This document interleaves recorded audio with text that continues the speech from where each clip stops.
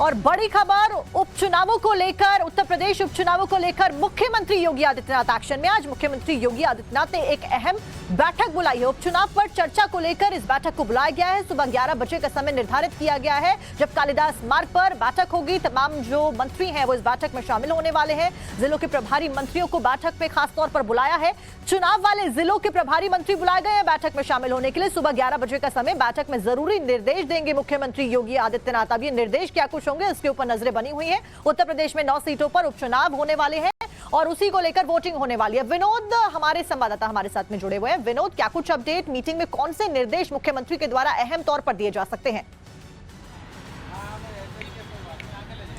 बिल्कुल, देखिए इस वक्त मैं उसी 5 कालिदास मार्ग पर खड़ा हूँ, जहाँ पे कुछ देर बाद बैठक होने वाली है और तमाम जो मंत्री हैं, खासतौर पर जो प्रभारी मंत्री हैं प्रभारों के, उनके पहुँचने का सिलसिला शुरू हो गया है। ठीक है, 11 बजे बैठक जो है यहाँ पर होने वाली है। ये बैठक इसलिए खास है क्योंकि माना जा रहा है कि इस बैठक में इस रणनीति पर लेकर चर्चा होगी कि आखिर जो 9 विधानसभा है जहाँ पर बाई इलेक्शन होने वाले हैं, एक तो कैंडिडेट्स होंगे उनके बारे में फैसला होगा, उनके नामों पर चर्चा होगी। क्योंकि लिस्ट पहले ही बीजेपी ने भेज दी, आला कमान को 3 नाम भेज दिए हैं। उसके बावजूद कौन सा किस कास्ट को जो एजेंडा होगा वो उसको लेकर बात होने वाली है। इसके अलावा कहा यह जा रहा है कि जो कास्ट फैक्टर होंगे वो कैसे हावी होंगे और किस तरह से इन इलेक्शंस को बीजेपी जीतने जा रही है और रणनीति क्या होगी। कहा जा रहा है कि जो फोकस उन्होंने रामपुर बाई इलेक्शन में हमने देखा कैसे रामपुर को और आजमगढ़ को बीजेपी ने जीता था, तो बाई इलेक्शन जो लोकसभा के हुए थे, वैसी ही रणनीति पर इस बार काम करने जा रही है बीजेपी। और कहा जा रहा है कि उसी रणनीति पर चलते हुए